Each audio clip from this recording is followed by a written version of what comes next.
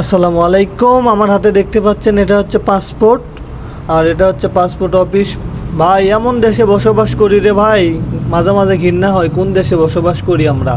দেখেন, অন্য অন্য দেশের অ্যাম্বাসির লোকজন 15 দিনে পাসপোর্ট পায়, 20 দিনে পাসপোর্ট পায়, আর আমরা 6টা মাস হলো দিছি পাসপোর্ট করতে। এই সমস্যা দুনিয়ার ভক্কর চক্করে ভাই। দেখেন হাজার হাজার লোক বসে আছে, আমরা দূরের থেকে যায় আমরা পাসপোর্ট পাই না। আর এই জমিদারেরা 1টা থেকে 3টা পর্যন্ত লাঞ্চ টাইম করে, 2 ঘন্টা।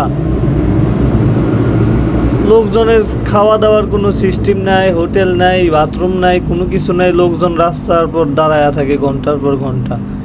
কত জমিদার, অ্যাম্বাসির লোকজন বাইরের। দেখেন কি আর বলবো, আপনারাই বলেন কিছু। অবশেষে পাসপোর্টটা হাতেই পেলাম।